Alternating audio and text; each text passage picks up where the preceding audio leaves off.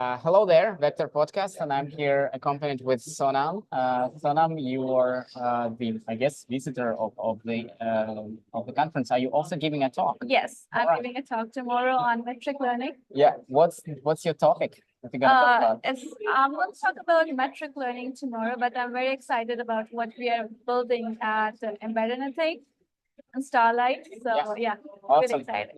And is it your first time at the conference? Yes, it's the first time, but it's one of the best conferences I All ever right. been to. Awesome. Yeah, I love it. I've been here first time 2011, and I still love coming back once in a while. It's really good. I can see why you want to come back again and again. Yeah, exactly. Yeah. Awesome. And you work mostly on well, we had an episode actually with Qdrant on metric learning. I will make sure to link it. Tell me a bit more about metric learning, if you will. Like why should everyone care that this is the thing that they should use? Maybe. Yes. So a lot of people just think about like, we can do a check a distance and then, we'll get the similarity. But the thing is, even though you change the distance, it won't make any difference because those embeddings are already in the space. So it's already relative. So if you're doing a cosine similarity between I love pizza and I do not love pizza, they'll show 90% similarity, right? Yeah. And choosing another distance will not make any sense. So the thing with metric learning is you can build your own data set and then train the embedding model, like again, for giving you right similarity. Yeah. I mean, I still trying to understand it, but it's basically like on one hand, you have your data and then you choose the model, and that model could be pre-trained for you, right? You could also fine-tune it on your data if you want. And then inherently, it will have its own measure of similarity, right? So it's not something you can easily control. Yeah. But then metric learning opposes this by saying that you should be in control of your metric, of your similarity measure, not just the metric itself, but the similarity measure, which means that I should kind of like drop the model, just get my data and start training some new network, right? So that I can find the. You're basically fine-tuning the embedding of model to work with your data. So suppose you're finding intents, right? Yes. Okay.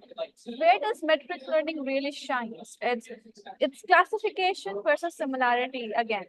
If you are doing classification, you are limited up to certain classes, right? Suppose, particular intents you have. Yeah.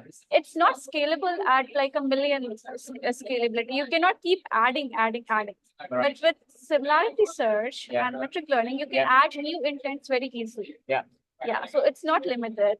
That's one of the, classical way to tell you that metric learning plays much better role at scale, and that's why vector database can scale this much. For sure. Yeah. And tell me a bit more about yourself. How did you end up in this space? Like, what was your path? I know you worked at Rasa as well, which is also an open source project. Yes. I once looked at, and but now you work for another company. Like, what was your journey? And So I worked as an AI researcher at Sama. So we were mostly in clinical trials. So Pfizer and Novartis, they do this clinical trials for 10 to 12 years, and we had like those massive data. And we wanted to find out which subjects could drop out of the studies. I also published paper before. So it's well versed in this AI research and AI area. yeah, And then I joined Rasa for conversational AI, love of conversational AI. yeah. And then I joined Qdrant recently, and I got into this embedding space. And now I have my own open source project called EmbedAnything, in which you can use very different multimodal sources, unstructured sources, PDFs, empty, and you can embed it in 40x faster speed than any other present pipelines. Wow. How did you do that? That is Rust. It's all available. It's all open source because I'm like a huge supporter of open source. Awesome. So what we do is we have built this parser in Rust, so from PDF, while it is going towards embedding. So one of the analogy that I use most is embedding models are, they are like really, really cool. They are becoming faster and everything. Mhm. But if you want to drive your Porsche, would you like to drive it on a national highway Yeah. or a road full of potholes? So that's the analogy we use. Yeah. We are giving you a highway Yeah. for with Driving a Rust Porsche. for driving your embedding model or Porsche, in a very sophisticated and like no tech debt, you call it, pipeline for embeddings. Interesting. So you are basically building an infrastructure Yes, layer or infrastructure for these for embedding embedding. models. So what, as a user, what can I do on this Yeah, very infrastructure? good question. So we are very production ready, Yeah. first of all, and we do not use any kind of heavy libraries, right? There are libtorch and stuff. So if you have to embed something, you'll first go on Hugging Face, use sentence transformer, and then you will download that 2.5 GB library and stuff like, which will come with libtorch and stuff like that. Yeah. And we have removed all those dependencies. All right.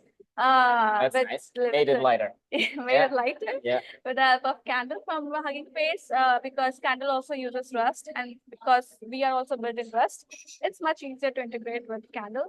So yeah, so it's much lighter, much faster, way of creating. What is Candle? Candle is basically inference on GPU and CPU. Oh, I see. Yeah. And it's also open source. Yeah, it's also open source. Okay. So you do everything unconventionally in Rust, even though everyone else is doing it in Python. Because it's multi-threading is like so much embedded in Rust. Like Yeah. people will tell you that Python can also do multi-threading, but that's not true multi-threading because the Python is Global lock.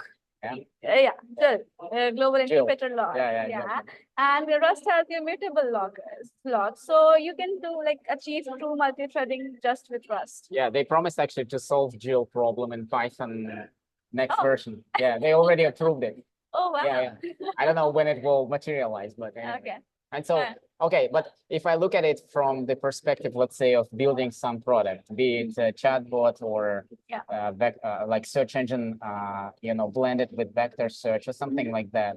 So what is my typical sort of like, I don't know, pipeline? How does it look like, right? So what will I do? Let's say I have my data, and then maybe I've chosen a model, but that model is okay. Maybe it's not the fastest one. What should I do?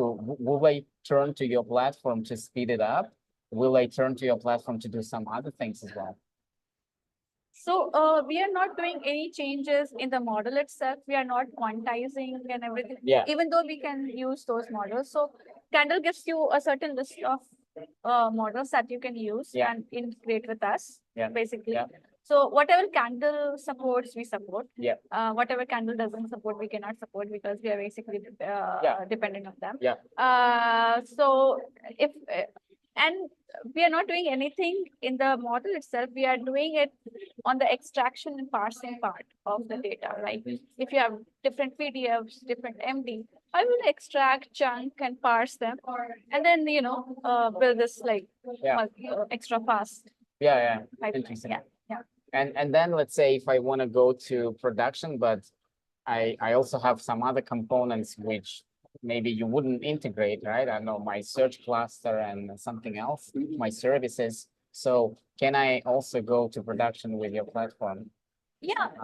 Like, how will it look like exactly? Is it a Docker deploy? Is it a Kubernetes? It's you do not need to first of all code in Rust. A lot of developers come out to reach me and they ask, do I need to know Rust to contribute to EmbedAnything? Yeah. And I'm like, no, you do not need. We have built we have worked for building this wrapper around Rust so that you can easily integrate it with Python.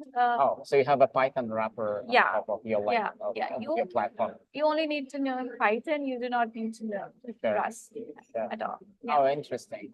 Yeah. So do you have any instances where companies have already built POCs with your platform, or do you even have someone going to production? Or? Yeah, so I get so many requests on acquisition part of things and stuff like that. But we are we are we are a 1 month old company, and we have of course, not the company. project, Project, but yeah. we have got 6K downloads, but we haven't got into production yet, but hopefully Yeah. in next 2-3 months. Nice. Yeah. And do you need any help from the community? Yes. If you're interested in building the infrastructure for generative AI in Rust, in Python, so to connect with us, we'll love to have you on board. All right. Yeah. But let's go back a little bit. So you also said that there is multimodality element of it. Yeah. So I will tell you the way I see it, but please correct me or augment me. So I think a couple years ago, 2 years ago, we gave a talk here at Berlin Buzzwords, basically showing a system where you can search images and text, whatever you want. And if you have images that do not have textual metadata, then that's your gateway into finding these images, because neural networks will understand and extract the content using CLIP, basically, right? Yeah. And so we were able to show some really interesting examples. For example, you could find in the context of e-commerce a long sleeveless dress, striped, whatever color, and so on and so forth. And it worked. And even some audience members asked us to demo on their queries, and it still worked. Yeah. So that showed the power of multimodality, right? And we didn't even need to fine-tune CLIP. It was just out of the box. Yeah. But I guess there is more to multimodality. What else are you thinking as part of your platform? Great question. Even though images like CLIP is known for multimodal search, one of the best use cases of CLIP is when you're doing zero-shot classification, right? It doesn't need the previous data at all, even if it is searching images, even if it's searching through text, and it's like so powerful, right? So we have built like different examples with it. But coming to your question, we have like audio, if you wanted to embed audio graphs, etc. So all these are in pipeline, but right now, we are only embedding like text and images. Yes. And are you using CLIP or? Yeah, we're using CLIP. CLIP is like, that one thing that you cannot get. I also wanted to ask you a bit if you may share your insight on evaluating these systems. So one of the feedbacks that I've gotten or heard.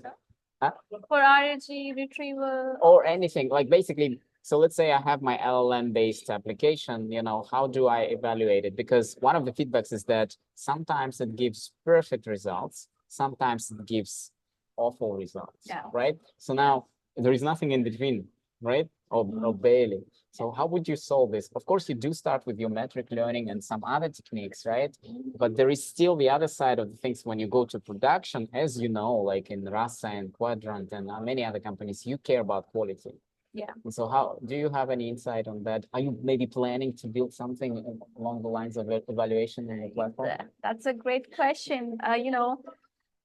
With great power comes great responsibility. So LLM is one of the example of that. So, LLM gives you right answer, but it also gives you hallucination. But a lot of people see hallucination as a bug, but I see it as a feature because it won't be able to like do that creative job. Oh yeah, but for sure. It can do without hallucination. So there are so many tools, right, to measure retrieval part like Ragas, Prometheus, right? And there's so many tools too. But still, I think recall measure, what we call it, like measure how LLM recall is working. Basically extracting most relevant information, not like rubbish information. So those things are like really important, and a lot of research is going on. But we are more like focused on the infrastructure, but we are keeping it up, trying to keep it up. But so mostly I would go for classical testing ways like precision recall, etc. But basically, like, okay, you do tests and you see that sometimes once in a while it fails. So first of all, of course, catching that is important, right? Before going to production. Yes. But what is your way backwards to fixing this? Way backwards? Yeah, from finding that bug. Okay, let me think about that. So no worries. Data set. Maybe you can give some example where you have fixed an issue, reported by someone, not necessarily as part of your Yeah. platform, but previously, I don't know, Rasa or Qdrant or Yeah, so I was working with this. That's why this talk came into my mind, right? Yeah. The negation problem. The negation problem is so huge. You will always find sentences with not in every domain. Yeah. Be it biomedical, be Yeah. it law, and everything. And it still gives you the same similarity, even though you do not have to be a language, expert Yeah. to understand These are different words, things. different things. Yeah. Two different things, Yes. right? That's when metric learning came. That's when inference started to come into mind, because inference is very important. Like a lot of people have played with SNLI and stuff, and then they understand that to understand negation, you first need to understand inferences. So there's a way to like understand, measure Logical, entailment, right?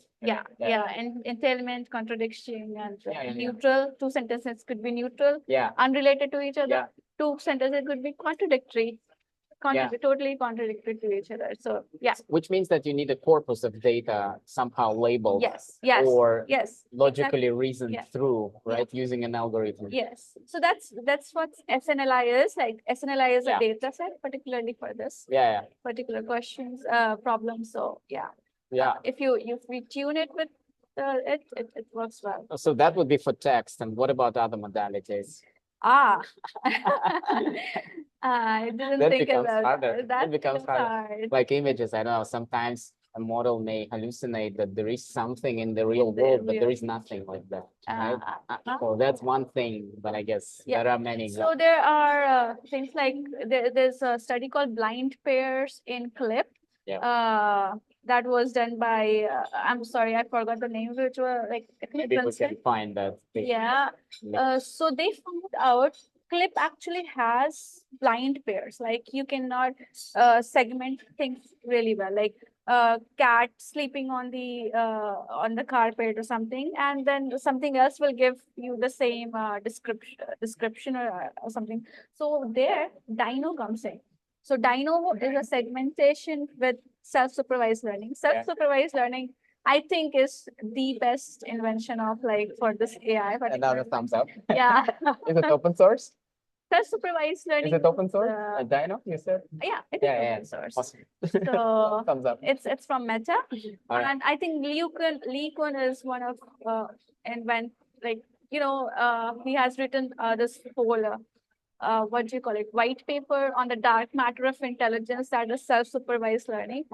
So they are doing a lot of work in self-supervised, like make the model learn from the data itself. You do not need to label it. Yeah. Yeah. Oh, that's like in the self-supervised sort of thing, Self-supervised, right? But okay, then maybe another question I have is, where do you embed a human in this process? Do you ever, like, I don't know, to check quality or give feedback? So one of the thing in metric learning is everyone thinks it's self-supervised. Oh, data, it will learn with the data. It doesn't need label. But when the contrastive learning happens, who is making that negative mining pair? It's the human that is making the negative like very crisp one, right? Exactly, like, where that is learned. Not just random negative, but like semantically negative. Semantically negative. Yeah. So there, the human pair comes in, and like, For sure. Yeah. So today, let's say if someone wants to use your platform, you said embed anything. It's on GitHub, I'm guessing, right? Yes, we will link it. Yeah. And so how do you, like, part of the story to become successful, I guess, is that you can map out your path from use cases to your library, to your project, which would probably be one of the components in the overall picture.